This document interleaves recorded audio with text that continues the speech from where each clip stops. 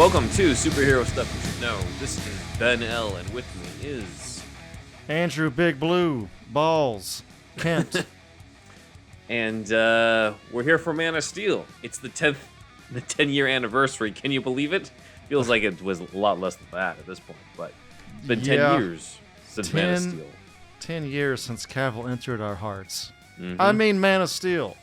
Yes, and we're getting a kind of bookender with The Flash revisiting Man of Steel, so we thought since it's the 10-year anniversary and we got The Flash coming up the week of this being premiered, we might as well dive into something that we've done with other stuff with Batman, which is concept art.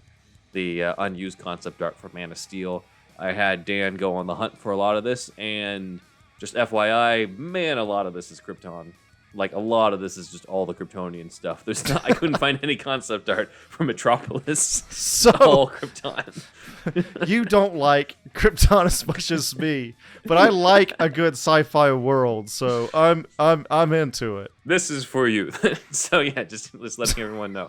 It's not quite like something others where we would see like, oh, here's what like the Gotham City scenes would look like. I'm like, this is mostly Krypton or Kryptonian type of designs. There's a few Smallville things in here, but for the most part, it's on the alien world that Snyder was setting up, and I can understand that because like it does show right off the bat, hey, this is not Donner. It's not an ice planet now. You know, Russell Crowe's not wearing some form of, or there's not anybody wearing what looks like aluminum foil in any of these things. It's their own take on Krypton, and so a lot of thought had to go into this, especially given that it's the opening of this. So we've got a lot of those, and as a slight change from how we've done it in the past, the way that Dan's arranged it, it's actually ordered by artist rather than very good. in order. Because again, most of this is Krypton anyway, so I'm just like, it's gonna be a lot of Krypton, and then Superman is what it's gonna feel like if I try to order it a different way. So I'm like, you know what? Let's just stick with this, and just kind of shout out to the people who were involved with these designs. You know, the concept artists, as we've talked about with Tim Flattery and stuff. Like they're kind of the unsung heroes. They're not talked about nearly as much as the directors. Not nearly as much as Snyder in this case, or even the production designers like Patrick Tatopoulos. So it's good to basically give credit to where credit is due with all of these. The Tim Flatteries of this project. Mm-hmm. Of the world. By the way, so yes. I don't have a Superman shirt at the moment, and I am spoiled by Redbubble's Tri-Blend. We've talked about this on the Patreon a little bit. Mm-hmm. The Tri-Blend cotton. If anybody out there knows where to get like a black Tri-Blend cotton Superman shirt, please let me know, because I can't get these. I can't get like this shitty cotton anymore. I'm spoiled now. I need the Tri-Blend. Mm-hmm. So black on black or gray on black. I don't know if I could wear the blue, man. I don't usually wear blue like that, but I do want to represent the S Shield. So I know Kohl's has one that's kind of black on black, but it's not a Tri-Blend cotton. Anyway, back to our regularly scheduled program. Must be something. Especially post Zack Snyder's Justice League, where it's just like, shit, he's in the black suit now. I'm like, there's bound to be people who did that. I need to put out the clarion call for this. So if you don't mind, there's somebody that knows out there, because if you've had Redbubble's Tri-Blend, you know what I'm talking about. Somebody else brought that up. I don't want to name names right now in the main show, but somebody else brought that up on the show, and I was like, yes, I agree 100%. So anyway, back to Man of Steel. I'm down for Krypton, man. I really loved it. What's his name? We've said this before many times, but I love that he based it on Heavy Metal magazine. That's probably going to come up in some form or fashion. As we go through this. I don't necessarily have the influences in front of me. I just have the art. But this is kind of apparent too when we look through the stuff. Like it has that type of aesthetic when we go through it. Yeah. So if anybody doesn't know, Heavy Metal does talk about heavy metal, but also it's like sci-fi, fantasy, very dark, very adult comics. It's a comics magazine. So and Grant Morrison took over. I don't know if he's still doing it or if they're still doing it, but You know, yeah, it's part of the comics world actually. So yeah, it was cool. It was a cool, nice little. I like what he did with Krypton for sure. Pretty much had no problems. We're gonna talk about the dicks that flew into space. The design for the dicks are here. The dildos are here. Over here can't wait. It's the unavoidable topic. I'm just like, it started out somewhere. Somebody had to have done the concept art for those. So we'll go. Oh, for sure. So the first artist is Christian Lorenz Scheurer. I might be butchering the pronunciation. That's Scheurrer. Scheurer, yeah, something like that. So going into that, so this is the council chamber, the ideation. So this is like the early version. So as you can see, this is more. It looks like it's kind of early rendering or penciled out of the council chamber, which is the second scene of the movie after Kal-El is born. And we have the more CG version. There's the dicks already. Early versions of the dicks. Somebody brought this up in like a video essay or something, like trying to make fun of Snyder. And like, I was just thinking, so they're shaped like dicks. Who gives a fuck? I hate to break it to anybody out there, man. By the way, I've had a lot of coffee today, so this is going to be me for this episode. Fucking the alien, the Giger alien is a dick. The Predator is vagina mouth. These things just make because artists have dirty minds, bro.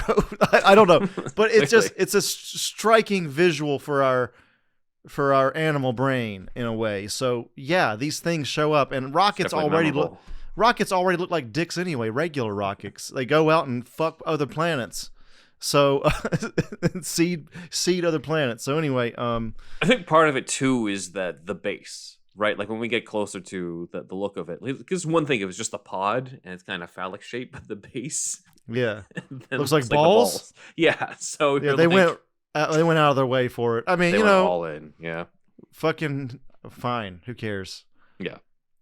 So this is additional CG design by, it looks like, Vlad Bina and David Chow, according to Dan's notes here. So thanks for that, Dan. And going further, the council chairs, which are interesting, right? They kind of are like, they really wanted to make sure, hey, this is an alien planet, so they're not going to have regular, office-looking chairs like in the George Reeves show or the serial. We have the budget now to do this type of shit, where it's like the top of the chair like almost goes up to the ceiling and it's like curved in a little bit. You can kind of see some Giger influence too in this as well. Oh yeah, Giger's in a lot of this. It seems like what we actually got wasn't quite this cool, was it? Like, I don't remember. This looks cooler than what's in the movie. It's tough to tell because everyone's sitting, right? So like, you don't really get to see much of it, and it's not like you get like lingering shots. So I'm like, oh, this is cool to see that you don't really get a lot of focus on in the movie. More council chamber, more CG design. Looks like Giger again, kinda. I mean, just these it looks like a vagina, like undulating labia and flabia and flip flops and whatnot. No, but yeah, I mean, organic looking for sure, which is interesting. Like everything's living planet. It's not all metallic. Like it's a what do you call it? Like they've mastered the genome of their planet, like with that flying dragon thing too. That's in the thing. So like, I love those kind of ideas. Like, not all technology is going to be nuts and bolts, right? It's going to be mastering DNA itself. And I sort of kind of think that was probably underpins some of this. Mm-hmm. Yeah, I mean, they really wanted to make it different from the Krypton that's the most famous one, which is the Superman, that movie one, where it's almost like the cold, ice, sterile environment. Like everything's just very.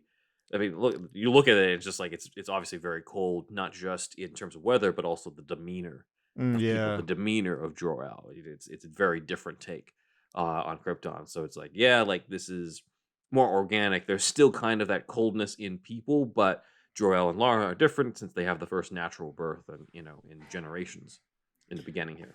Right, that was like completely added for Man of Steel, right? Which was interesting, interesting little addition, like all that Codex stuff and stuff. I think, honestly, I feel like a lot of that, when people remember Man of Steel, they almost forget about that, all that Codex stuff. Like it didn't really hit pop culture as much as probably they were hoping or something. Like, I don't know if they'll ever do that move again. I mean, if James Gunn does it, whatever, but I don't know. It's just kind of an interesting take, but anyway, yeah. Let's keep, but you know what? Them being cold and stuff, again, hinting at the world of Krypton. It's like, to me, like Krypton is like sometimes portrayed as like the planet where science won for the most part. I mean, they don't listen to some of their scientists, obviously, but like it's presented as like a utopia at times, right? Until it's not, and like a scientific utopia. So, but then does that lead to like people being cold and like cold calculating scientists, like just a planet, like they're almost like Vulcans kind of, you know, I kind of feel like even though Kryptonians are like older than Vulcans themselves, I wonder how much shared DNA is there. But they didn't listen to the one right scientist. So I don't know. It's interesting. And then the show Krypton has the fucking, like that, what's that religious figure, Ral, the voice of Ral, you know, so which is another interesting thing there. Anyway, vagina chair. I'm surprised there wasn't a lot very of good row stuff as well. Yeah, there's not a lot of row in Man of Steel. Like, can you? There's none, right? Wrong? There's. I can't think, and I saw the movie recently. I can't remember a single time row was mentioned. I think they sort of stay away from Rao in the movies. I mean, none of the live action ones have ever said anything about Rao, right? If I did, we'd have to look back to like the George Reeves show or something. Like, I don't. I'm sure it's been said. Obviously, it's in the Krypton show, as you know. But in terms of the ones with Superman in it, where they do this whole intro of Jor-El being like, "I'm telling you, the planet is dying." Like, I don't think they have. I don't think there's a lot of Rao mentioned in the past. But let us know in the comments. I don't remember it being in Man of Steel or Superman 78. They probably stay away from it because it's got, you know, it's got the baggage of religion to it, and they want Superman to be space Jesus, especially in Man of Steel. So yeah, you know, but I don't know. Got Avatar being able to do that with like, you know, their tree thing. You know, like that's true. I guess we have more time. We have 3 hours per movie in Avatar as opposed to 20 minutes at the most in these. So I get it. If Gunn brings it up in the new Gunverse, I won't be too surprised, especially if it's mentioned like it's in our Kryptonian legends. Like if it's not really mentioned as a if it's mentioned as more culturally important than actually being true within the movie. I don't know. That's kind of a minefield for them to figure out. But yeah, I mean, I like the Ral stuff. I love all that kind of Superman mythology there. So yeah, you just have to explain like what that is. The people who don't know, like, what does he mean by Ral? Yeah, what is this? Ral's like a pasta, isn't it? Pasta sauce. There's a pasta sauce called Ral's. Yeah, I remember picking it up and just like, this is the Kryptonian pasta sauce. Hell yeah, we should have an ad for them. We should pay us, Ral's. We're ready for that. The council ad, chamber. I guess this is the outside of the council chamber. I don't really remember this type of shot in it, but I can see this is like when he's looking out and Jor-El's about to jump onto the dragon, like that type of thing. Right. But it looks a little different. Like, I don't remember that background because it almost looks like it's a very open area as opposed to, him coming out of that tunnel after fighting Zod's men. But I mean, it's cool. It's cool. It's just so like Dune or something. Like, it's just so not fun in a way. But at the same time, how fun should a fucking dying planet be? You know what I mean? I don't.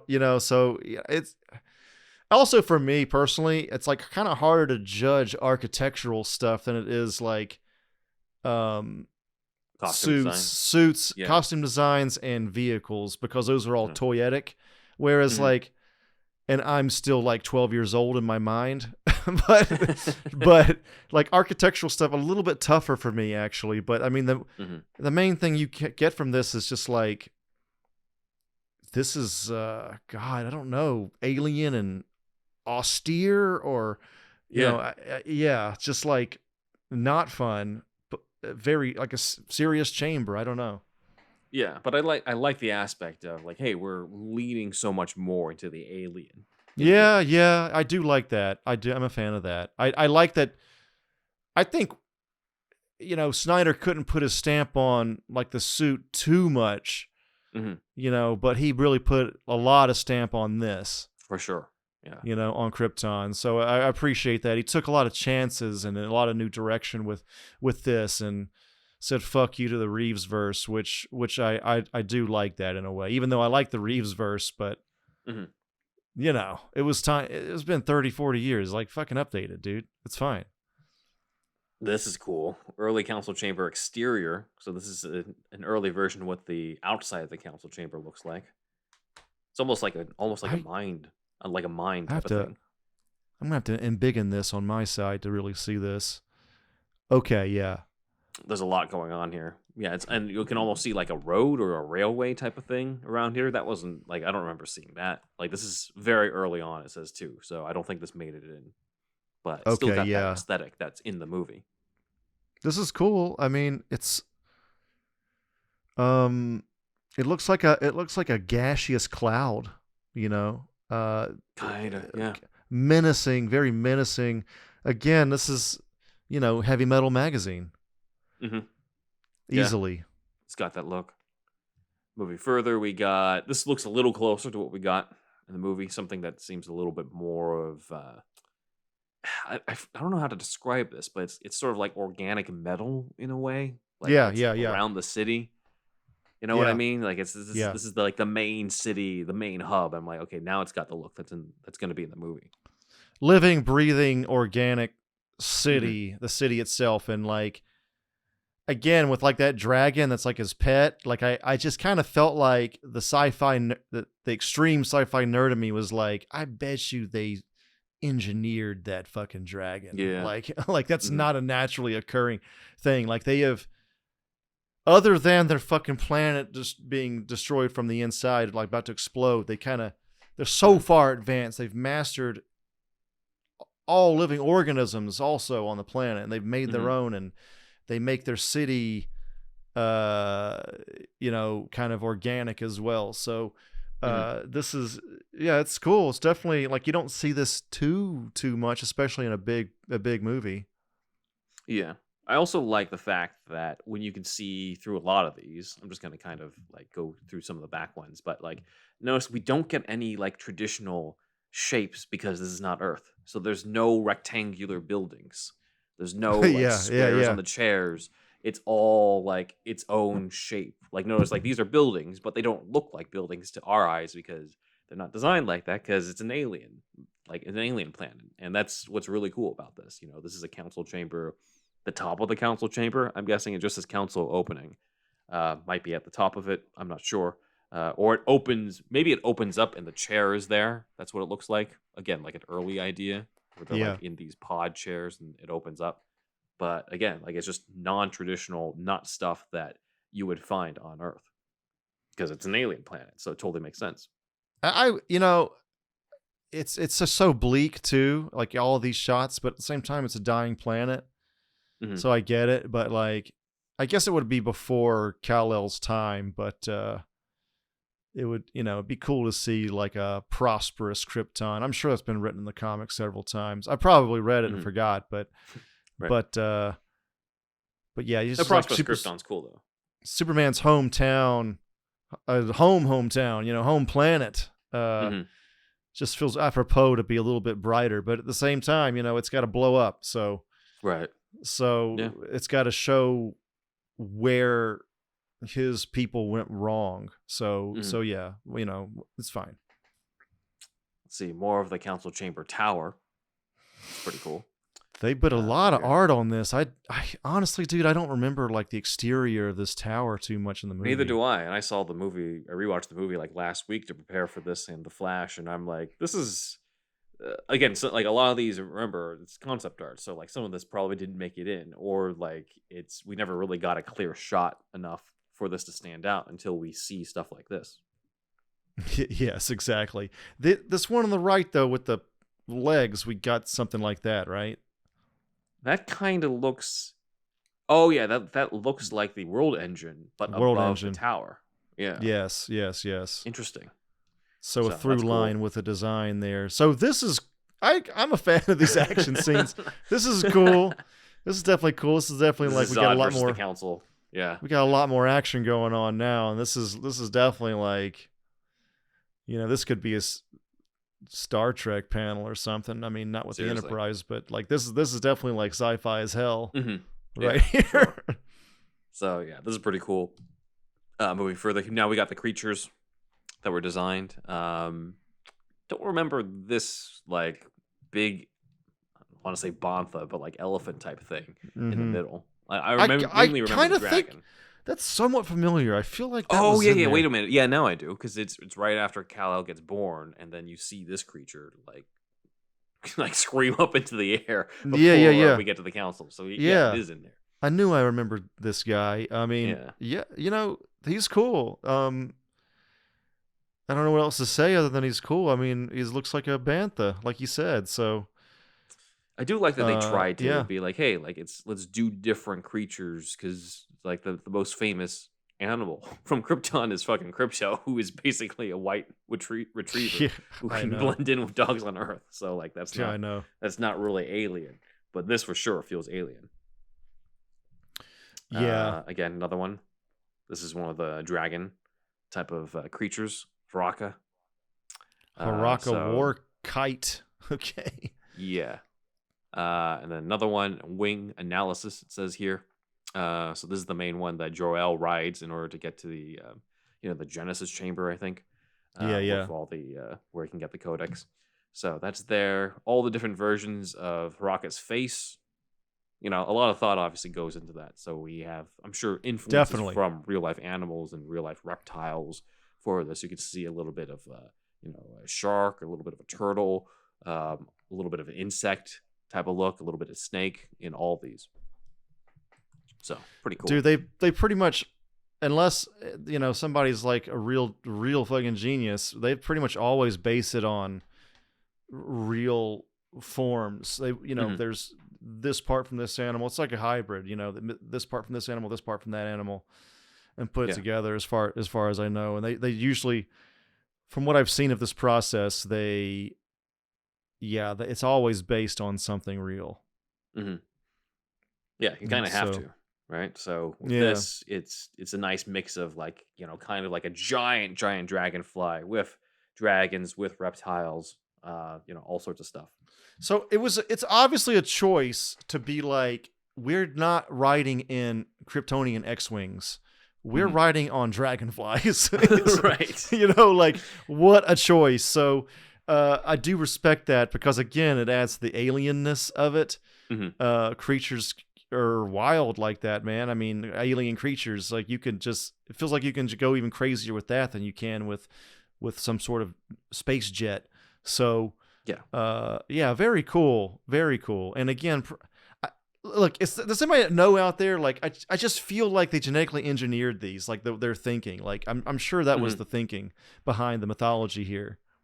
Yeah, because they genetically engineer themselves. Like everybody's they've got all those babies in that fucking tower and stuff, and people who are like genetically coded. Zod is genetically coded to protect the planet at all costs as a general. And that's there. Like they genetically engineered themselves. Why not their pets or the animals that they ride on?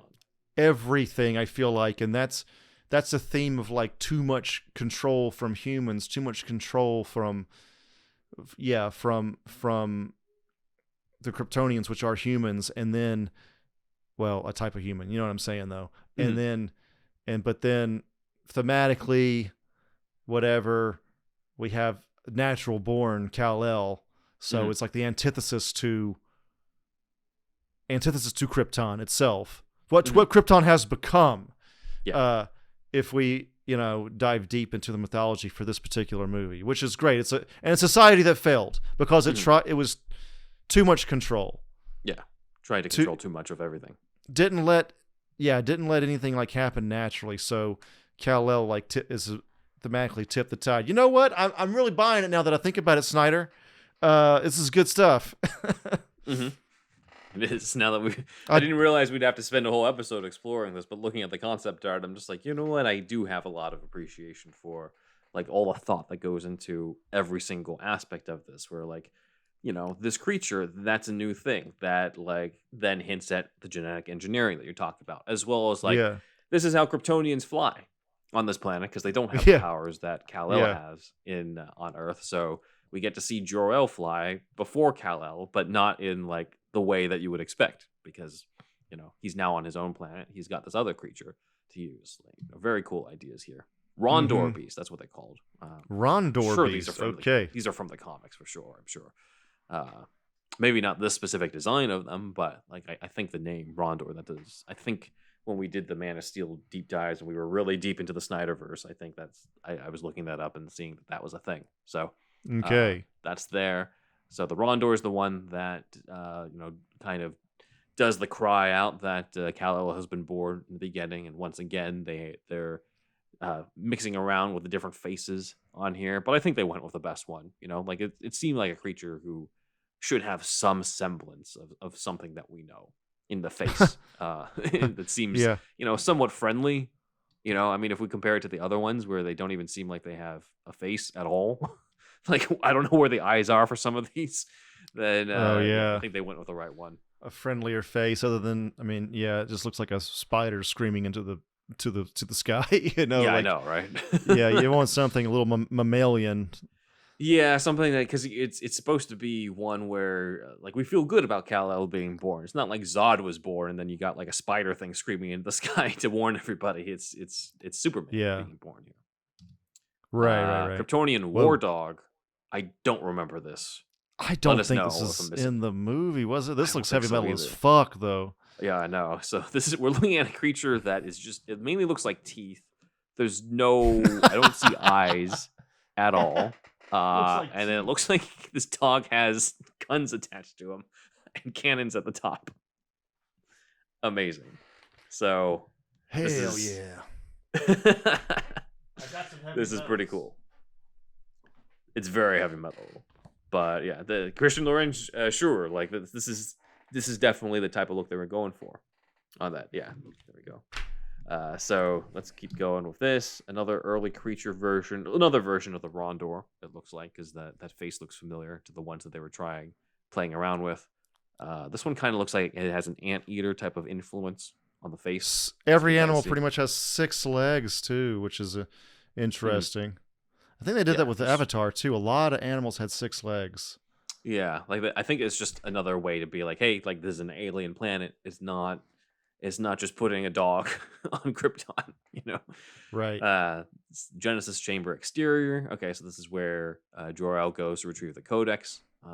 Pretty cool stuff. Maybe there's some Avatar influence too, because that was in 2009, and that also had like the dragons and this type of look to could be some of the communities.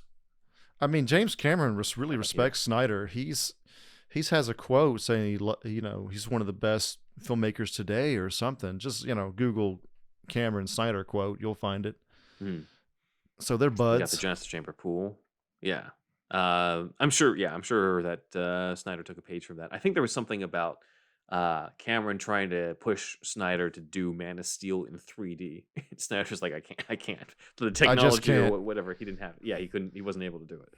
You can do it, I'm fine, Jimmy. Jimmy you can, but yeah, I'm not gonna.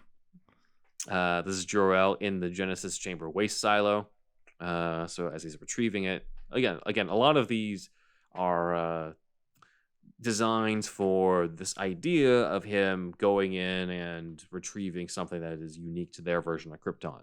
This is also kind of reminding me of the Matrix, right? With yes, like humans, the human pods.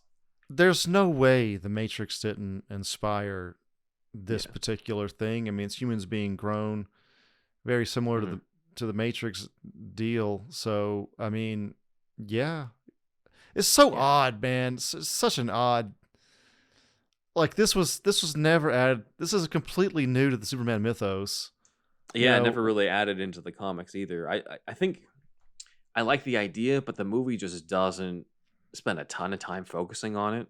That maybe that's why it slips. Like it's not as memorable as the next snap or the fights in comparison. Like it's there when you watch it, but I think maybe because it wasn't like the biggest thing story wise, even though like it does play a major role, but it just doesn't stand out from an emotional perspective, I think, compared to other things.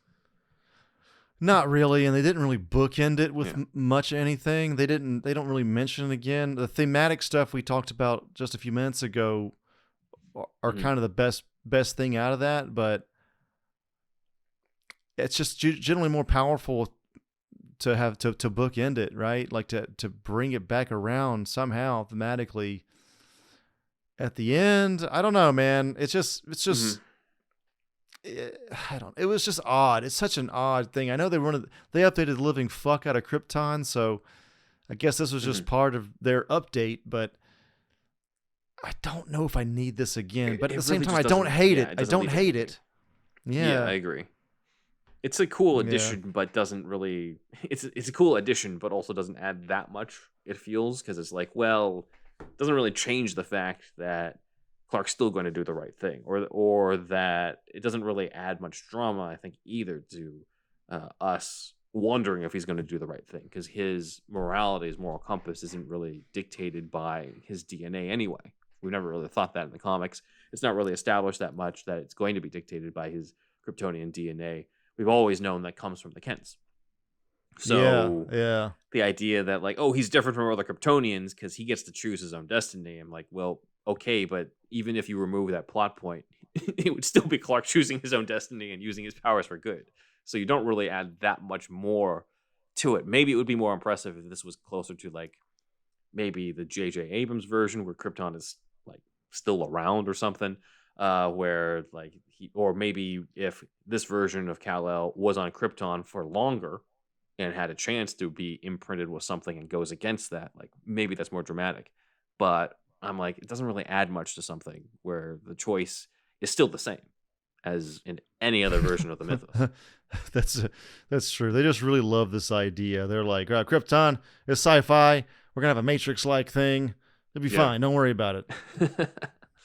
Yeah, this is all looking very Matrix. This almost looks like those Sentinels from the Matrix.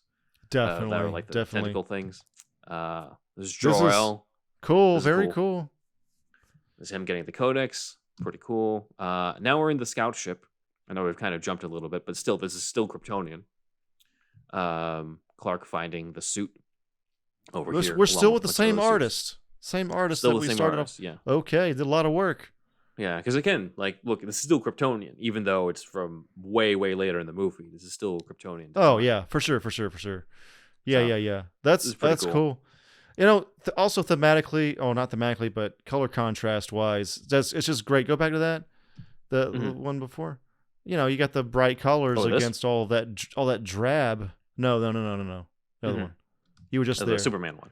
Yeah, Superman. Yeah, like, you know, really makes it pop, and it just shows just how different he is from everyone else visually. So.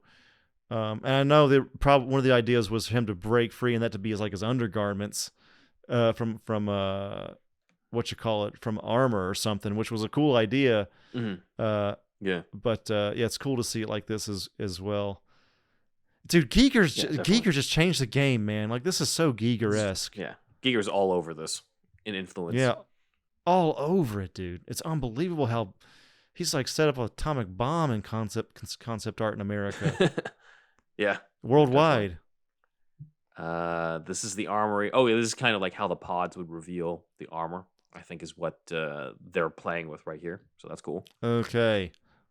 Like a bug. This is the Again, all very organic. Yeah. So this is in the scene where Zod says, you know, I'm arguing its merits with a ghost. Like, this is in the background. So that's cool. That's awesome. Again, very Matrix and Giger at the same time. Through this, another shot of the same thing. So all this about that, like, he has all of Krypton with him, like he has the Superman. Right. Superman is the Codex. Was the plan to use his Kryptonian DNA to repopulate another planet with all Kryptonians via his Codex DNA? Like, where was that supposed to go, plot-wise? I think that me personally, I think that would have been the perfect ending for Cavill's Superman. I know we've talked about that in the past. I talked about it in the Patreon where I'm like, you know, Cavill's Superman when he's old and Kingdom Come like with all the gray hairs and stuff goes, he's Earth now has all these different protectors who have been inspired by him. He can leave the Earth and build up his own planet, with with however way he's able to extract the codex from his own DNA and Yeah. stuff. Like I feel like that's like his ending and stuff, where like he grows up feeling like he's always been an outsider, he's never going to belong, and the story ends with him creating a new world with people who are just like him. I think that's a great way to end the arc, but that's not what's in Snyder's outline in Justice League. I know. He's like, they totally like, that might have been a Goyer. Goyer must have loved that. And Snyder was like, I don't know. I don't know. He's going to raise Batman's son. Yeah. Is what it turned into. I know that like that's another plot point that kind of didn't go anywhere. All this Genesis Chamber, the Codex, this whole thing here, natural birth, all that is like something that was really never going to have any real payoff.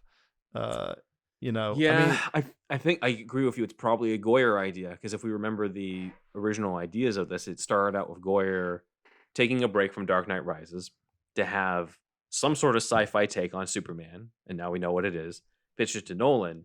Snyder was not attached at that point. They were trying to get all different directors. Snyder ended up getting attached after Goyer was on script and Nolan was producing. So I can see this being something that's specific to Goyer, and then Snyder goes with his own ideas when he's now the auteur, he's now the director, he's the one. Yeah. So it makes sense. He didn't hate it, obviously, but yeah, maybe it was a Goyer thing now that we think about it. But yeah, I know hindsight's 20/20 and all that, but it's just like, this is looking back, it just didn't go anywhere. That whole it's deal. a lot of setup. Yeah, but to go against your idea, real quick, and we can move on after that. But if it's cool that he wants to like make more Kryptonians, but I just like the idea. It kind of like him just making a planet full of Kryptonians. It's like he gives up on, not gives up, but like his adoptive home is Earth, right? I feel like he should be kind of all about humans from there on out. But then again, if he has the Codex and he has the ability, I mean, why wouldn't he do it? Who's to say why can't he go from one to the other? That's true. It's just he can now have two homes, I guess. It's not something that's been done in the comics either that much in terms of him like creating a new Krypton, so much as him taking care of like Kandor or something. Well, he never had the fucking Codex in the comics, right? So, so they never. That's kind of a big thing. So it's untapped ground or whatever. So, I don't know, man. Yeah, I wouldn't have. Like I said, I don't hate it, but I wish they would have like done more with something. It. I know they only had one movie, exactly. But they were expecting more movies. I get it, but like I don't think they were expecting the extreme pushback that it got with the destruction of next step either. Like but it's weird too. The pushback on that film was palpable. Things. Right, but they never pushed back on this sci-fi stuff. So it's interesting that's what they didn't really lean into later on. But I feel like that pushback probably hurt its box office to a certain degree, ultimately. But then again, it did, like the way it stands now, it seems like it's more or less in good standing with many people, despite its flaws. So I don't know. But anyway, so this art here, it looks cool because it's got a fucking skeleton in it, in a suit or something. This was a pod? I think it says Scout Ship Pilot Share. Oh, yeah. So it's the idea of they piloted it from these chairs. Again, because we don't have traditional chairs. There's something that comes from the ceiling and sprouts out into different seats for everybody. And then the skeleton guy, I think, is just like a sample of a Kryptonian. Like, I think it's supposed to be somebody being there. I don't think it's supposed to be like the dead people who were in the pods that we see later, because those pods look different. But it says pilot chair, so I'm guessing this is how they piloted it. I wonder if it was supposed to be like with his mind, and if the ship is partly organic, then you can interface psychically, like Matrix style, like a tube in the back of your neck, something like that with the ship itself. Yeah, that's cool. It's a cool idea.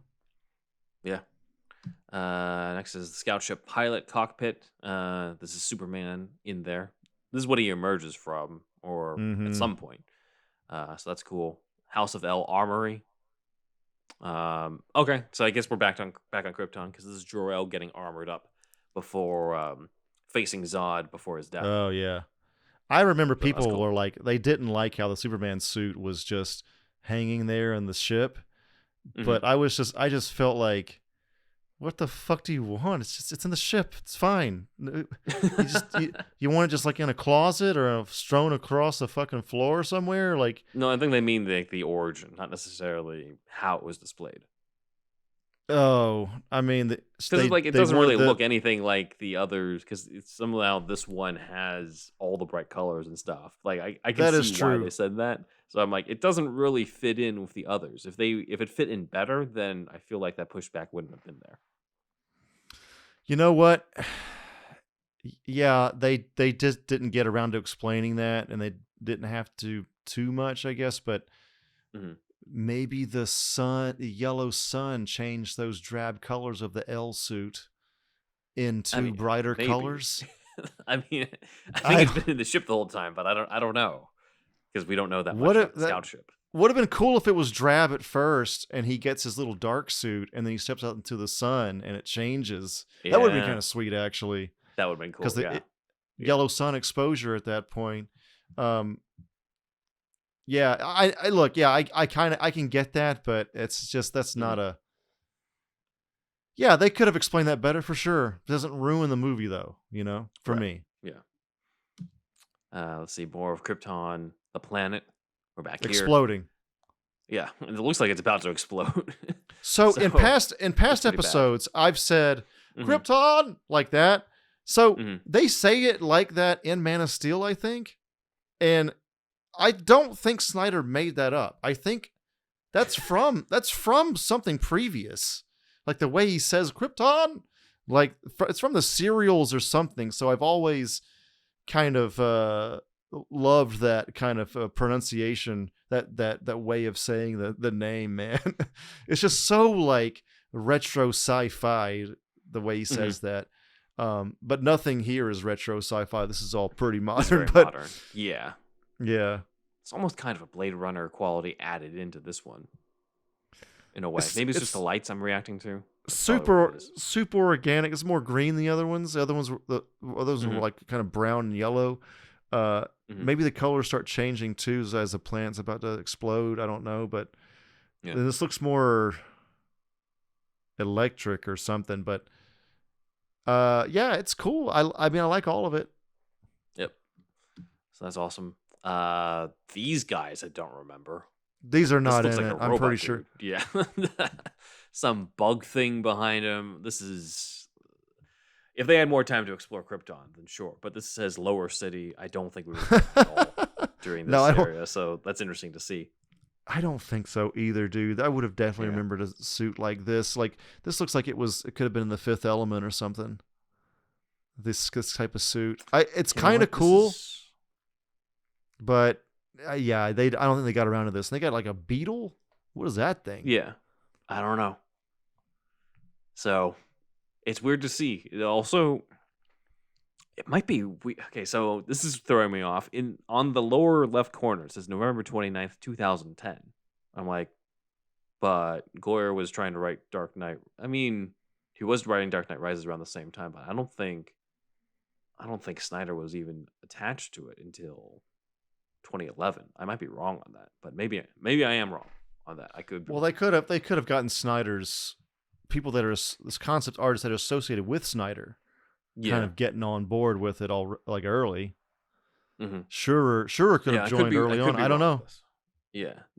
But it's kind of cool to see more of. Oh yeah, this is kind of how it looks like overall with the lower city and the upper city. This is cool. I like this. Yeah, it's alien as hell. I'm curious to see what the original plan was. Finally, we're in Kansas. So Krypton's blown the fuck up. 45 minutes into this episode, we're finally in Smallville. So that was the most jarring fucking thing in the movie, where like Krypton explodes and then he's already a grown Superman. Yeah, like I was expecting anyway. Like kid Superman. I don't know. Anyway, it didn't ruin the movie either. I remember being in the theater and it being jarring. But I felt that this looks photorealistic. Yeah, I think this is more CG stuff that they're playing around with. I don't remember the shot in the movie. This is it looks like snowy. It looks like the Kent truck, and then could be Clark and his mom looking out there. I'm not sure. Or could be the Kents before in an early version before the ship lands or something like that. But this is kind of a cool look. It looks really beautiful. We don't see a lot of winter Smallville. For whatever reasons, and I'm sure Kansas gets snow. So yeah, and this looks like what we got in the movie, kind of, right? This is kind of close. Yeah, it looks pretty close to this. So this is pretty accurate. You can see the in the middle the White House, like the little White House that gets destroyed by Zod when he's trying to interrogate Martha. So yeah, I think that got transferred over. But this is Christian Lorenz Scheurer. Stuff. So pretty cool. And the next one is Phillip Boutte Jr. Boutte or Boutte Jr. But Phillip has a few costume designs before we go to the break. So starting with Lara, this is very Queen Amidala, Princess Leia, maybe a little bit too, with the hair on it. But this is a very different look on Lara in these early versions. Feels very Star Wars inspired in a way. Yeah. I'm glad we got what we got. I like the black one more, I guess. It just looks like she's in mourning. Like, that's probably for the last scene that she's in. Yeah, weren't you like just pregnant? I don't know, but then your planet's dying, so whatever. And you are a different fucking alien species, so yeah, it's cool. It's harder. It's kind of harder for me to judge this kind of stuff, but I don't have anything really against it. I like the black one more here. Yeah. Let's see. More Kryptonian council members. Pretty dark looking. Like, look at this. It's almost like a Sith Lord type of thing. Definitely, dude. So this is heavy metal as hell. When you see the concept art, it really rings true. Yeah, they, I'm sure the direction was these guys, the council's the reason the planet's not, they're not healing the planet. They're not heeding their scientists. The hubris of man kind of thing, the hubris of Kryptonians. And so that makes them evil. They don't listen to people, and then they're ultimately the problem, the responsible for the demise of Krypton. So let's make them look evil as fuck. And that's cool. I like that. I do. These designs are pretty cool. Yeah, definitely. We've got more Kryptonian council members with their big ass headdresses and stuff. This made it to the movie. Vibe. Yeah, this feels like the final designs and stuff. Definitely remember the headdresses and like the collars, the big ass collars that are like bone collars next to them. So these are kind of the final designs, it seems. It's like the super evil sci-fi version of like the British judges with the wig that they have. Yeah. I sort of get that vibe from them with the fucking, because they are in a court, right? They're in a council assembly, and they got the robes and shit too. So I think that's kind of all part of it. Got a little bit more of that over here, and then last one is kind of a variation on some of the Krypton ships, and then that looks like Feora on the right with a big ass gun. Nice. Very different look on her.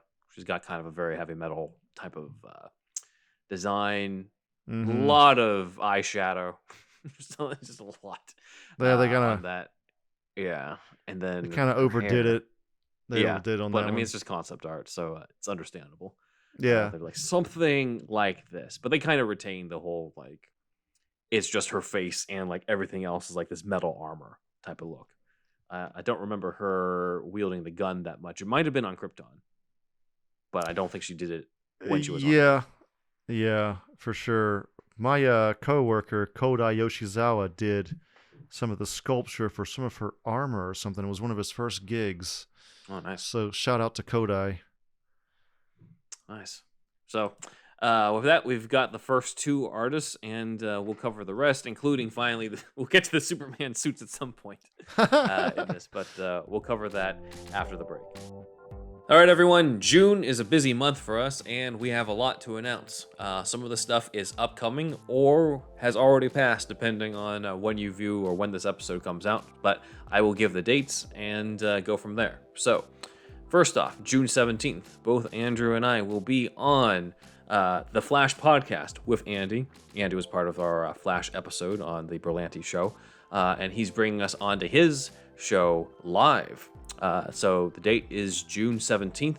It will be at 10 a.m. PST, and we're going to give our review for The Flash. It will be spoilers galore, so make sure to tune in if you have seen it, and if you haven't, then go to the theater and watch it first, and then come in and tune in on the YouTube channel. But yeah, we will link that below, but it is under the YouTube channel DCTV Podcasts.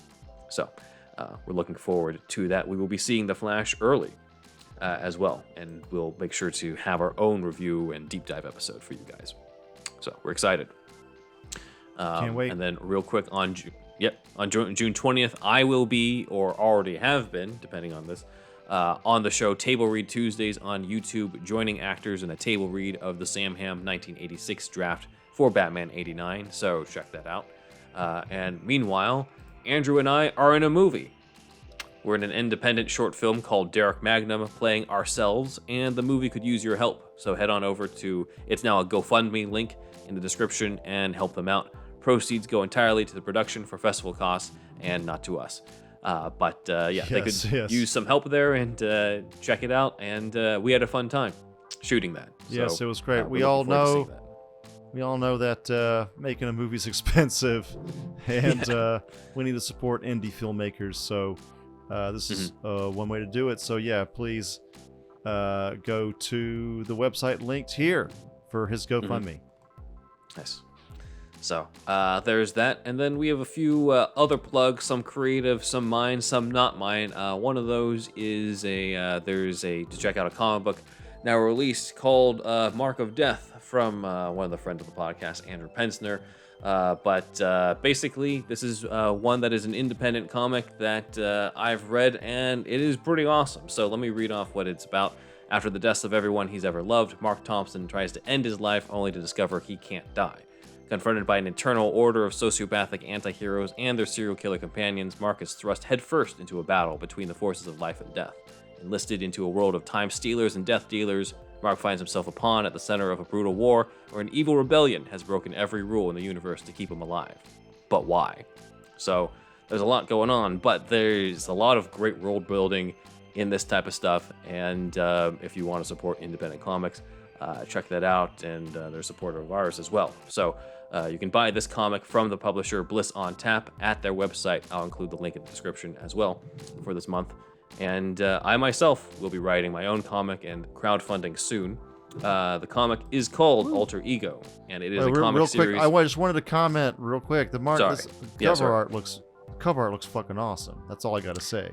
The art is from Steve Gordon, who worked on X-Men Evolution. So okay, well there you go. Look at that. It's definitely got some cool stuff. Really cool art, I think. Looks great. Yeah, no, it's awesome. So yeah, check that out. And as for my own, it is a comic called Alter Ego, inspired by one of our favorite arcs, Batman: No Man's Land. It's set in a cutthroat Game of Thrones style world where 5 families of supervillains rule over the vast wasteland of a post-apocalyptic city. These villains include the Kaiser, who is a telekinetic tyrant who leads the 5 families, the Host, a telepathic vampire who feeds off people's pain as he inflicts mental torture, and the Collective, a self-duplicating army of the same woman, each with different personalities and skill sets. At the center of the story is the main character, Jace, who's a henchman, whose main purpose seems to be to protect and enforce for the 5 families, but in reality, he's actually there undercover to take them down and kill them all. So, hence the title, Alter Ego. Character art here is by Danielle Moses, who's one of our supporters who provided the voice as Catwoman in our episode where we reenacted deleted scenes from Batman Returns. So she's also an artist, and you can find her on Instagram at FayAndFamiliar. I'll include the handle as well. But I'll let you guys know when the crowdfund link is ready to go soon, but this is just kind of the putting the feelers out on what it is, kind of like what Andrew did with his project, which I don't know if you want to talk about now, but we don't have a slide for it, but Amino Recon has changed into Metal Force. We just thought that'd be a better name ultimately, and it is no longer a series, but rather will be a feature-length movie, and the Kickstarter is still gonna be coming soon. We just have some final things we need to figure out as far as that is concerned, but we could also link that in the description, I guess, and check it out. Metalforce.ninja is the URL. So sweet. Yeah, metalforce.ninja. So yeah, check us out there, please. Awesome. Yeah. And then for our charity, we usually have a charity run for each month, and this month is very relevant to us, and it's the Hero Initiative. So I'll let Andrew introduce that to everyone.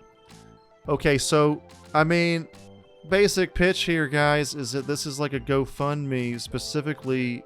I mean, it's not GoFundMe, but it's like a GoFundMe. It's GoFundMe-esque, and it's called the Hero Initiative, and this is about sending donations to comic book creators that are essentially in dire straits at the moment, with medical bills and things like that. So we're doing a charity where, we sponsor, well, I won't say sponsor, we're shouting out a charity every month, and this is the one for this month. So yeah, if you could go to heroinitiative.org/be the hero, but it's be-the-hero. So heroinitiative.org/be the hero, and check that out. We have it linked also in the description and in the video as well. So yeah, just check it out. If you can donate a couple bucks, that'd be good. That'd be great. Because these guys and gals, when I say guys, it's pretty much like non-gender. But anyway, these guys and gals, they have given us a lot over the years with their creative works, and now they just have some health issues, so and need a little bit of help from us now. So yeah, if you could go on over there and help out, that'd be great. Just wanted to announce that I have a new podcast called Gaming Gaiden. It's about Japanese to English translation. In this first season, it will be 10 episodes each season. If you saw the ranking, every Superman video game two-parter we did here on Superhero Stuff You Should Know, you have seen Mike before. So yes, if you like video games, if you've been interested in Japanese ever, we're going to be talking a lot about just Japan in general, Japanese cultural differences as well, and we also are going to have a lot of talk about 90s video game magazines such as Electronic Gaming Monthly, aka EGM. So stay tuned for Gaming Gaiden podcast. It's already out now, y'all. I wanted to tell you about the patreon.com, patreon.com/superherostuffpod, and on that you get the $1 tier. You can join the $1 tier, which gets you the shout out on the board, and either visually or orally, or both at times. We want to do the oral for the most part for newer people. And then the $5 tier gets you a whole new show. This show is every Monday, as you well know, and it's free on YouTube and the What's Nots. And the Patreon show is every Friday at the $5 tier mark. You can, if you want, binge us for $5, and it's like 150 episodes, almost 150 at this point, and you can listen to all that content there. Even the stuff that's been released from the vault, none of that has been the full episode. as well. So trying to keep our $5 tier people happy. But yeah, check that out. And then our $10 tier gets you all of the above, plus it gets you a monthly meetup show where you meet up with us monthly, and it's like a Zoom-like call, and we have a topic at hand, or sometimes videos we react to and things like that. And that's at the $10 tier. Every tier that you get, like the $5 tier gets you the $1 tier benefits, and the $10 tier gets you the $5 tier benefits and the $1 tier benefits. So check that out at patreon.com/superherostuffpod. We also got the merch, which is Redbubble, superhousepod.redbubble.com, and on Threadless, superherostuffpod.threadless.com. Get your Bin Man and Indeed Wizard mug, shirt, shower curtains, and all the rest artwork by Stephen Santa Cruz. And please send us some audio at superhousepodcast@gmail.com. A bumper would be great. You too can be part of the show. I'm Thunderwolf Drew on Instagram and Twitter. Thunderwolf Lives as my other YouTube channel, one of my many YouTube channels. And I have also thunderwolfdrew.com has my whole portfolio in one place except for amanorecon.com. That's AMANORECON.com. And that is an original idea that some friends and I are doing, where it is R-rated Power Rangers meets Stranger Things. That's the quick pitch, and it is not a fan film, original idea. We have a pitch video right now on YouTube and on the Indiegogo page. We're campaigning right now as of this, when this episode premieres. And this poster art is by ZacharyJacksonBrownArt.com. And check it out. Please support us on the campaign, and more from that soon. But yes, it's bloody, and if you like that kind of thing, check us out. And that's it, Ben. Follow us on social media, on Twitter at SuperhousePod, Instagram Superhero Stuff Pod, where we have some different supplemental stuff. I've even analyzed the martial arts stance that the Keaton ornament from The Flash is in, so you can check that out on our Instagram Superhero Stuff Pod, TikTok Superhero Stuff Pod, Vero Superhero Stuff Pod. My website is benwanwriter.com, where you can read a whole bunch of spec scripts, including Gotham, Vampire, Elementary, The Death of Sherlock Holmes, and Curb Your Enthusiasm, Disneyland. If you're fans of any of those shows, check them out and let us know what you think. My YouTube channel is in the description below, including Doctor Who, The Ronin of Time, an audio drama I write, edit, and narrate with the 8th Doctor meeting Miyamoto Musashi. My personal Instagram is benwanwriter. If you like cats, my son, Alfie, my cat, is at Alfie Pennyworth Cat. And if you have an Alfie yourself, then you can get the Whisker Box, the only cat box with a crazy cat lady and gent. And you can even check out another page on that website, superherostuffpod.com/show notes. That includes various show notes for each of our episodes, links to the scripts that we review if they're available online, Amazon links to the stuff we've been talking about, including, Brian Levant's book that he plugged for us, My Life and Toys. So check that out at superherostuffpod.com/show notes. Lord have mercy, y'all. Do you like hounds? Do you enjoy pooches? Do you find yourself enjoying time spent with that of canines? Talking about dogs, y'all.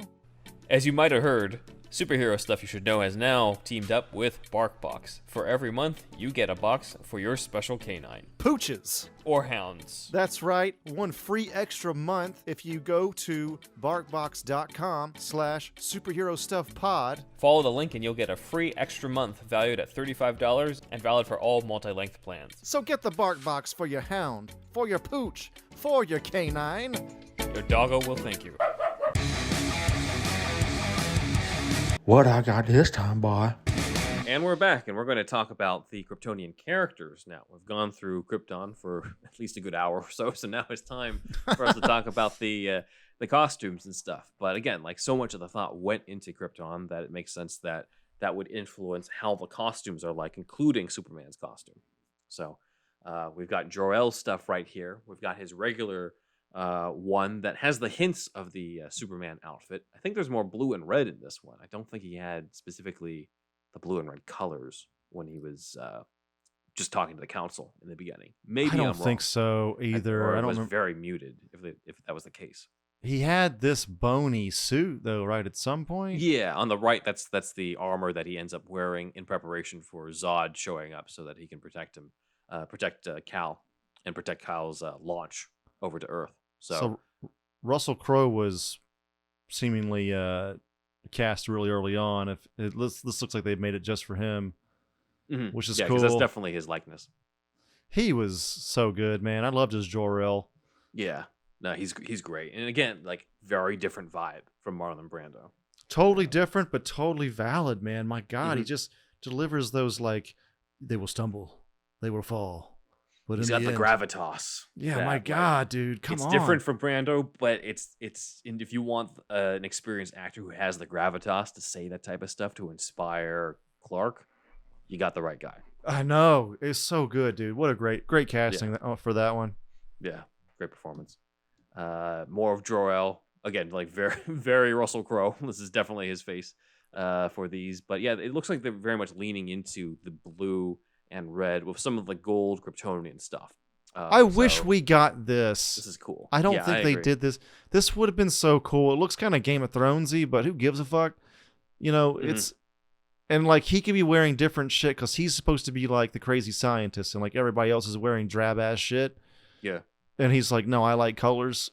Fuck you. I don't know. You know, but it's Right. This was, like, I wish they went with this. This is so cool. I like this, too.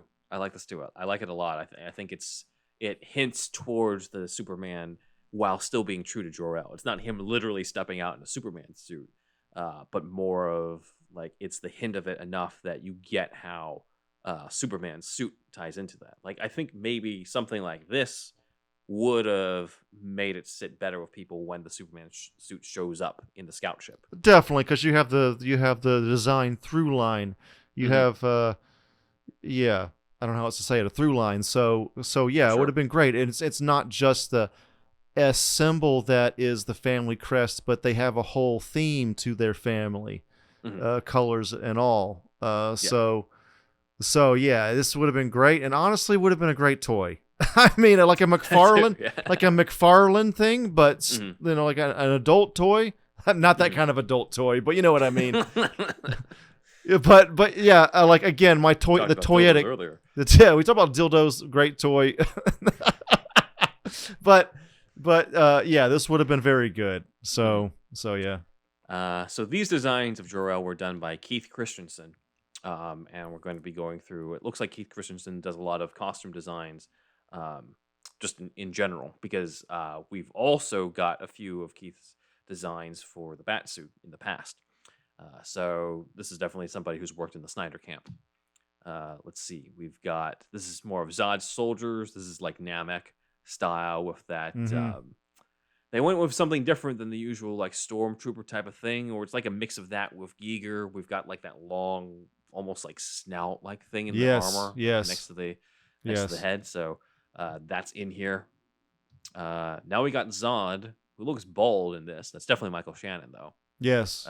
In that, but looks like they were just messing around with like what he could look like in here. But everything from the neck down at least looks close to what we got.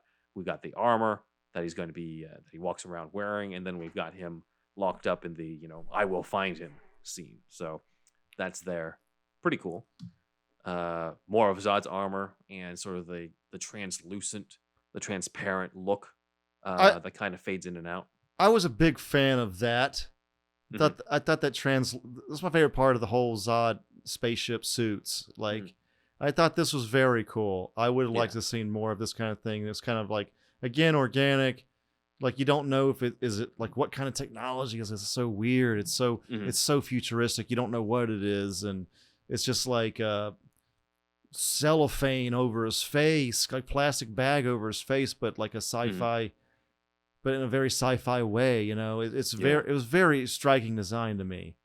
Yeah, and it looks like they've carried that over completely into his scenes in The Flash from what we've seen in the trailers, which is great. I mean, The Flash is invading Man of Steel, which is awesome. Yeah. So I'm glad they kept all that design, because I mean, that's the idea, is that they're going into those events exactly. So yeah, so you have to. Yeah. So let's see more of this. More of Namek and Feora. It looks like, or I mean Zod and Feora. At this point, giant ass guns as well. I know Zod uses that to kill one of the council members in the beginning. Yeah. But yeah, you can clearly see it's Feora on the right with the cape. Mm-hmm. But yeah, some cool stuff from Keith Christensen. More of Feora, both with the mask and without the mask as well. It's like the fighter pilot Top Gun masks, right? Just oh yeah, that too. Just made into a Giger-esque type of thing. So yeah, definitely, which is really cool.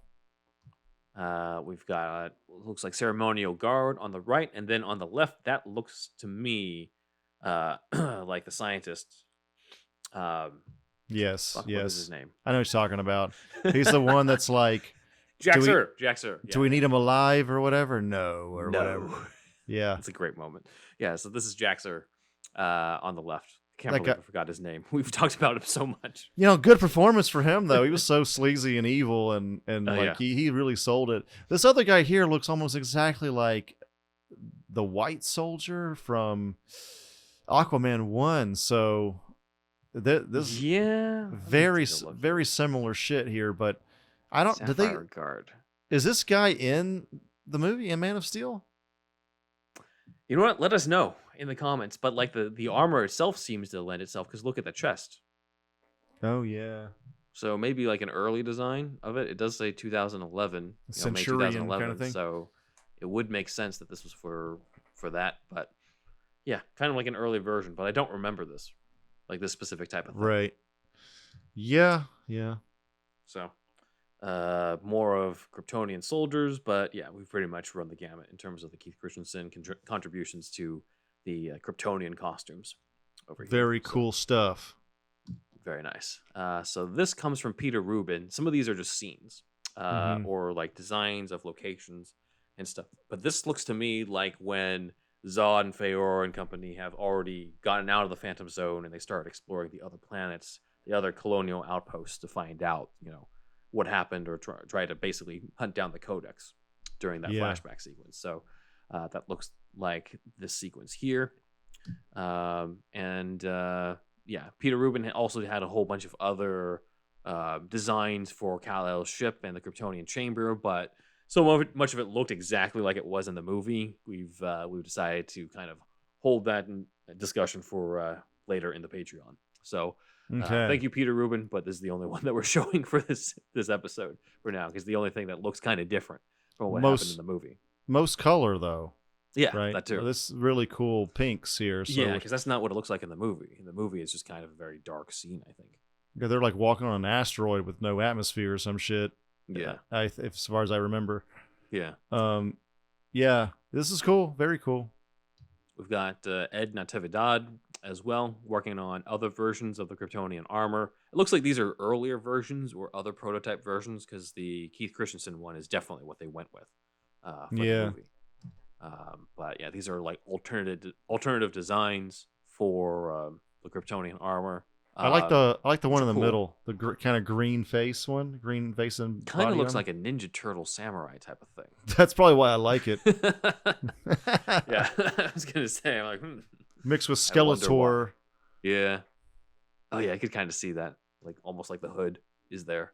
Yeah, he's cool. He's kind of cool looking. I kind of wish he was in the movie. Yeah. More of these, but yeah, I think they went with the right direction.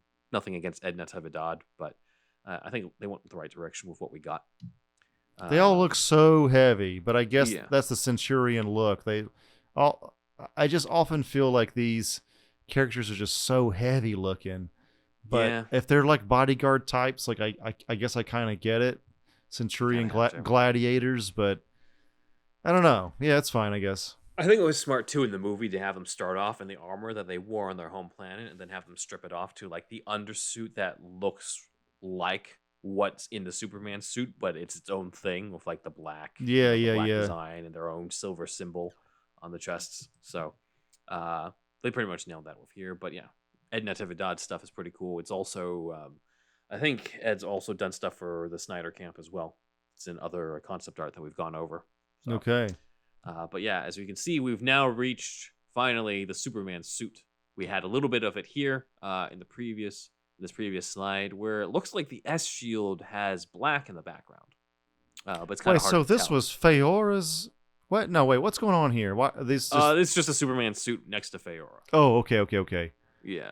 Okay. But yeah, it looks like the background of the S shield is black, which is what popped up as well when I looked at some of the other designs for the S shield. But let's take a look at some of these designs. So I think this is the design for when Kal-El has the kind of the hallucination / communication scene with Zod, where he kind of just ends up wearing a black suit at one point when he's buried in skulls. That skull shit was fucking awesome, dude. Yeah. I'm glad it was explained as a fever dream, because I don't know how that would have been explained otherwise. But that Right, yeah. that visual was fucking sick, dude. I was a fan of that particular sequence for sure. Yeah. And Snyder's just got that like dark sensibility, man. He really wants that black suit. I mean, look at this shit, man. Yeah. No, it definitely looks like the one on the right almost feels like concept art for the Justice League one, not necessarily for Man of Steel. But the one on the left does look like it's closer to how the black suit was introduced in the comics when he came back from the dead, because he's got the long hair and stuff. Because definitely, at this point in the movie, he's already donned the Superman suit and turned himself into the U.S. government. I don't really see him showing up like that with long hair and the beard at that point. But again, they're just playing around with stuff here. I don't think that's what they actually thought he was going to look like throughout the whole movie. All right, now we get to the Superman suit. So again, as we take a look here, we got the S shield over what looks like black, but everything else looks pretty close to what we got in the movie, I'd say. We've got pretty close. That, no trunks, and we've got the belt that's not really a belt type of thing, where it kind of meets, like doesn't quite meet the middle. It's just there on the sides, which I thought was kind of a cool touch. It adds the alien feel. People didn't really love that belt that's not a belt thing, but he doesn't have the shorts anymore, the trunks, and it's like just a yellow belt in the middle, and he doesn't use his belt like Batman does. Yeah, when does Superman ever use his belt?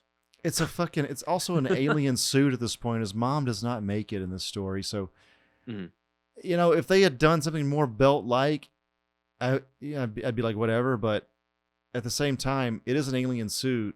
It's just not that big of a deal. And what they did wasn't, I don't know, it didn't really bother me that much. This was not an issue for me, that belt thing. So, but they did change it to where, like, this one has that design, like the Injustice one, where the cape goes into the S shield, right? That too. Like they don't do that. That's different. Yeah, they don't do that with the Man of Steel suit, but a lot of people do like that cape going into the S symbol. But I think you and I are in agreement on this. We don't love it. Yeah, I don't love it. It's unnecessary. It ruins the iconic. I don't even want to say silhouette, because it doesn't really affect the silhouette, but there's something about it where I'm just like, it just feels like it complicates the design or something. It doesn't need to connect there. It doesn't make sense. It looks like you could rip it out of the S shield, but I know you could probably just rip it out of the shoulder too, but yeah. Look, I don't hate it, but if I had my druthers, I wouldn't druther it. I think it looks better here too than it does in Injustice, probably because like the angle from it, you could kind of account for the fact that there might be some blue material above the S anyway, but it's hard to tell. Yeah. Maybe at different angles it wouldn't look as good. By the way, the artist for this section is Warren Manser, as you can see with anything where you see Manser on the bottom right corner in red. It's Warren Manser. So it looks like Warren Manser is the one to thank for a lot of the concept art for this design of Superman. Okay. Even though I believe it's Michael Wilkinson and James Akeson, I think, the one who also James also did the Spider-Man suit in the Raimi stuff, but I think they're the ones who were the costume designers. But this is kind of the look. This one for sure, you can see what Andrew was talking about with the cape going more into the S. Now it's at a different angle, and now I'm like, yeah, it doesn't look as good because I'm just not a fan of that. No, and it's like trying to be the Batman thing where it kind of covers the front. Yeah, like almost like with Batman does it. It's cool, it it's like a Dracula kind of thing or something. But It's and not again, necessary this for Superman. looks like evil Superman kind of stuff, and they don't really do that other than the neck snap, I guess you could say. But like there's no evilness in Man of Steel really. Yeah, I think they were just kind of playing around with like a darker look and stuff, but it doesn't really work as much. Here we get pretty close to what we ended up getting, right? Both Okay, of yeah, that's true. That's true. Cavill's face is now on both of these. We got the black suit, and then we've got the traditional red and blue. So this is close to what we got. And then I think Dan saved this for the end, but it's not as apparent. Yeah, it's not apparent in these because this is more just general designs. For this, you can notice the S shield is more traditional on the one on the right. Oh yeah. Than the raised up, more Kryptonian looking one in the movie. But there are designs that feature a version of the red trunks here. Okay. So okay. that is something that I know you and I had talked about at one point, and I found the interview, and Snyder did say that, quote, "It was a big deal for me, and we played around for a long time. I tried like crazy to keep the red briefs on him. Everyone else said, you can't have the briefs on him. I looked at probably 1,500 versions of the costumes with the briefs on." So it looks like he tried, but he was overruled at some point, or he decided, you know what, it's not worth fighting over, and so he went without it. I mean, in terms of the trunks versus no trunks debate, I'm like a take it or leave it guy. Yeah, yeah. You know, like it looked fine without it. I think it looks fine with it. I don't see it as something that's like outdated and stupid when he has it, and I don't see it as sacrilege when he doesn't have it. So maybe that just means I'm just a sucker for any Superman. But I'm just like, look, it's not a big deal to me. Like if he has it, cool. If not, like sometimes I feel like it's more refreshing now for him to have it simply because he's just hasn't had it for so long that if Gunn puts it in Legacy, there's something refreshing about it simply because it's, Hecklin hasn't been wearing it, and Superman and Lois, Cavill didn't wear it, so there's something cool about it coming back. But that's the main reason. It's not because I really love the trunks.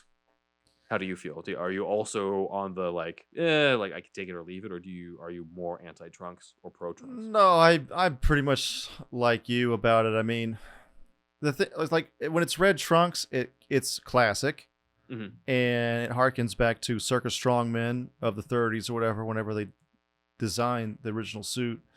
So I respect that, but also if it doesn't have it, it's a sci-fi suit again. It's a Kryptonian suit. It's completely, I guess a more modern sci-fi take. So it kind of works both ways for two different reasons. Yeah, and again, like you said, I my gut tells me Gunn will probably bring the trunks back, and it might end up kind of being like a spit curl kind of thing. Like one movie Superman has it, and the next movie doesn't, and then the next movie has it again. Like maybe they do costume changes in comic book movies all the time, so yeah. Maybe he'll have it one movie and then lose it the next with another updated fucking Kryptonian suit. I don't know what will happen, but yeah, either way, really, yeah, I don't think we're too adamant. Yeah, we're in agreement on this. Like it's just on this podcast, we'll take it or leave it with the trunks.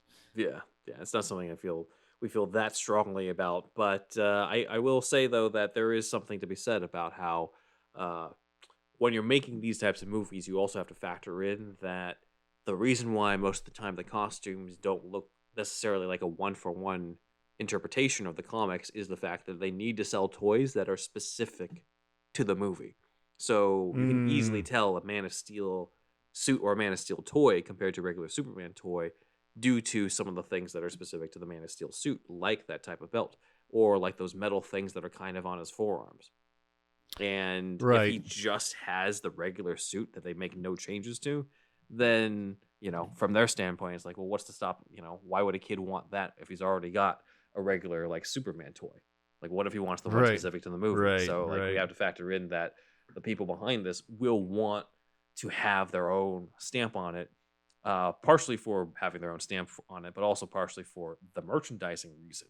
You know, like how often have we seen, like even you can kind of tell with the Superman symbol how that one's different compared to, you know, the Fleischer design compared to the comic book design. And, you know, sometimes they just go with like a regular Superman design and stuff, you know. And then in terms of Batman, Keaton clearly has the classic, you know, black over the yellow oval. But, you know, Nolan's got his own Batman logo, and Reeves has their own, you know, Batman logo, and Snyder has the big fat bat that we talk about. Like, it's everybody's got their own thing to differentiate themselves, have their own stamp on it, so that you know when you're getting this toy, hey, this is specific to this movie. Yeah. So that's just something to keep in mind when they're making these. But yeah, this is cool. This is what I wanted to end on because of the fact that we kind of, you know, people kind of associated Snyder with not having the trunks or removing the trunks, but we also have to keep in mind this movie comes out in 2013. 2011 was when the New 52 came out, and that's when DC already removed the trunks from the Superman suit. So it was probably mandate from that? I think so. If I were to guess, it was probably because it's just like, well, like we removed it from it, so he's got to have basically something that reflects what's in the New 52. Not exactly like it, but reflect the fact that there's no trunks. Otherwise, I'm sure if Snyder really insisted on it or fought them and won in that fight, then maybe they would have tried to find some way to bring the trunks back in 2013 when the movie came out. I don't know, but I think it's maybe. I would guess it was probably some sort of mandate where like whoever was mandating that decision was just like, all right, from now on, Superman never has any red trunks, even in the adaptations. So that could be the case back in 2013, at least.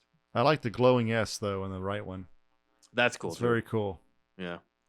But that is, I think. Oh, yeah, we've got a little bit. Oh, more. That's cool. I like that one too. Kind of cosmic Superman. Yeah, I think this is him gaining, you know, probably the power from the sun, which it could just be Manser just messing around. I don't think necessarily they were thinking of like, hey, what if we visually see him getting the power from the sun? But maybe I'm wrong. I don't know. You're fucking around just to see what it looks like, you know. That's really. I think so. It's concept art, you know. You're trying to get the concept down. It's going to take a few tries. Yeah. The one on the right has the trunks again. It also has this weird ab thing, where it's like his abs are black. It kind of looks like it just kind of calls attention. Is that just the shadow though, or no? It looks. No, it is weird. Though. It's like a hole. Yeah, I'm pretty sure it's supposed to be the texture of the suit, based off of what I'm looking at here. It's definitely shiny. It looks so like sort of a different material than what they ended up going with as well. Yeah. And also it's like this guy's muscular, but I think Cavill's even bigger than this concept art in the movie, man. Yeah. I think you can see the shininess of the top on the one on the right. You can see the shininess of the chest, but then like the stomach area is like not shining at all. It looks like it's black. And if you look behind his armpit, it looks like there are hints about there being an S shield on the cape. You can kind of see this yellow here. I just noticed that. What are your thoughts on that yellow cape shield? It's the same one as the trunks, dude. I'm just like, if I see Superman, dude, if I see in the live action adaptation like this, he's flying around in the blue and red, and the cape's trailing behind him, I'm not going to think like, well, if he doesn't have the fucking S shield on the back, it's not Superman. I'm just thinking like, I'm watching Superman. I don't think about the S shield until people bring it up. And I'm like, oh yeah. I don't think it's necessary either. I'm fine when it's there. I like the idea when it's there of like, oh, it's like another, like if you see him from behind, you know it's still there. But also I'm like, who else is flying around in a big ass red cape in blue?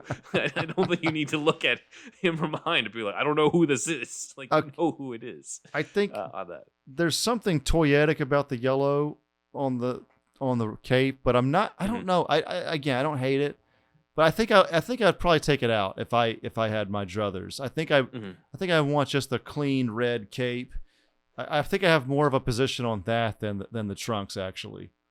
If I were to have a choice, right, where you're just like, hey, it's one or the other, I'm like, all right, well then, I'm fine with red trunks, but no yellow on the cape. Like if I were to make that choice, right. It's Reeves had it on his cape though, didn't he? I think Reeves did. Yeah, on one of them. Yeah, I mean, I've seen that movie a million times. I don't remember. Let me see. I feel like he had it in one of the movies. Yeah, I'm pretty sure you're right. Let me see. But you know what? If it shows up in like he does. Yeah, right. Sure. My Adventures with Superman. I don't know if he has it in that, but like if it's in like a cartoon like that, I feel like it would fit. It would fit a cartoon really well. Like for some reason I don't mind that, but I don't also think he has it in the cartoon. Quick tangent. I love that style. I think they did a really good job of like making an anime-ish Superman that's not cringy. like, dude, no offense, man, but that RWBY shit, whatever the fuck that is, bro. Yeah, it's like how vast is our fandom to watch this? Ruby, it's a fucking League of Legends movie with Superman or something like that, or Justice League or something, and it's just. Look, I'm sorry if somebody out there's a fan of this kind of thing, and I haven't played Probably the game. Not our audience. I haven't played the game. I know League of Legends is huge, but you know, as far as what that movie looked like to me, the game looks better than the movie for sure. I'll say that for sure. Yeah. But that movie looked like shit, dude. I don't say this too often on the podcast, but now you cut to My Adventures with Superman. It's like, oh well, this is anime Superman. This is exactly the right balance of these styles for my money. So yeah, I'm excited for that new upcoming show. Yeah. So yeah, and it's coming out next month. It looks like it was a lot sooner than I thought. I don't know, for some reason in the back of my head, I thought all those things, either that or Cape Crusader, was like next year or something. But yeah, looks like it's ready. So got a new Superman animated series coming out, which is exciting. If it's My Adventures with Superman, is the main character Lois? Jimmy Olsen? I would think, yeah, maybe it's Lois and Jimmy alongside Superman, and again, this is just me speculating. I don't know, but like it's like we know as the audience that Clark Kent is right there, but like Lois and Jimmy don't know, or that type of thing. So it could be something fun like that, where they play around with what the audience knows, where like we know stuff, but Lois and Clark don't. I mean, Lois and Jimmy don't. Okay. Or maybe they're in on it and I'm just wrong. But we'll see. We'll figure it out soon enough. Yep. So, yeah, that is the Man of Steel concept art. I know a lot of it was on Krypton, but that's where honestly majority of the concept art was on, and you can see why. It's what they really needed to design and nail down in order to make this movie work. Because otherwise, Kansas is Kansas, Metropolis is whatever city they shot it in. You know, like yeah, they didn't need to do that much. They didn't feel the need to do much design wise, but Krypton for sure. You have to develop a whole world, so yeah. It makes sense. Yeah, and with that is superhero stuff you should know. Big thanks to Dan for gathering the visuals for the YouTube experience. We are going to dive into a few comments. It's been a while since we were on break for a bit, but it's good to go back into it with some of the comments that were left. So, Maestro86 left a comment on our episode about the Danny Elfman Batman theme, saying, quote, also, there are certain Simpsons episodes where Batman is referenced and they utilize Danny's Batman themes. That would make sense. Danny Elfman does the theme song for The Simpsons as well. So that is true. Yeah. I would imagine that's something that was guaranteed to happen. Thanks, Maestro, for pointing that out. Yes, thank you. That's cool. Next is Marcio Feelho. Commenting on the Berlanti Flash script that we covered with Andy from the Flash podcast. Marcio says, I remember reading on that time somewhere that WB was interested in Chris Pine to play Barry Allen. And Rachel McAdams was the main choice to play Iris West. So if the movie was made, we were going to have a pretty solid cast. Yeah, I'd agree with that. Yeah. Overall, I think this movie wasn't made because the TV show was a better platform to tell the story they created. Doing all that in 2 hours would be very convoluted, as we saw. Mm-hmm. Like I feel like I wouldn't have liked the script as much if I didn't have the CW show in mind. It was difficult to judge that script because of the fact that like so much of it, as we talked about in the show, we spent like 2 hours just being like, this is in the show, but that's in the show. This is an early version of the show. But if the show wasn't around, I honestly don't think I would have liked it as much. Right. Yeah. Unmade Flash movie that I really wish had been made was the David Goyer one. I think all of us agree on that. That script was very strong and could have been one of the greatest superhero movies of all time if it was done properly with the right direction. So yeah, I agree with that. And then last is Alex Haddon 330 commenting on our Which Batman Was the World's Greatest Detective episode, saying, you guys said that Bale doesn't really have a reason to be blind with anger when fighting Bane the first time in Rises. I think you'll remember this discussion where we're talking about how Bale is just going all out and he's just furious, but we're just like, why? So Alex brings up, but couldn't he have been vengeful over Bane nearly killing Gordon in the sewers? I mean, that doesn't impact the ranking at all, and it probably could have been displayed better, but given how Gordon is a comfort figure to Bruce in the Dark Knight trilogy, that could probably explain that away. I don't know, just food for thought, I guess. That's not bad. I mean, yeah, that's probably... I'd liked him being angry in it, though, and it shows like he had to get over... It was kind of part of his arc for the movie, because he kind of fights him a little bit. He's more of an operator near the end, right? He's over the anger part of it. Yeah, it feels like he's back. Like he's really back at that point, as opposed to him kind of being a little bit more of an amateur and shaking the rust off at that point. Because it's one of those things where it seems like, he thought Gordon was dead in The Dark Knight, but it also doesn't seem like he reacted that way when he was fighting Maroni's men right afterwards. So, but again, like that's comparing Batman in his prime in The Dark Knight versus him recently out of retirement in The Dark Knight Rises. So I don't know, but I think that's a good explanation, like you said, Alex. So nice. Again, part of me still just like, yeah, but he wasn't like that in The Dark Knight when Gordon died. But it's a different thing. I think a majority of the anger probably comes from where where Bruce is at in life, rather than something that is directly towards Bane. But if there's anything against Bane at that point, it's for what happened to Gordon. So I could see that. They could have addressed it more to like, I'm getting like and he could have said something to, what's her name, League of Assassins woman. Oh my God, Talia. Yeah, sorry, total brain fart there. So it's like me and Jax earlier. Yeah.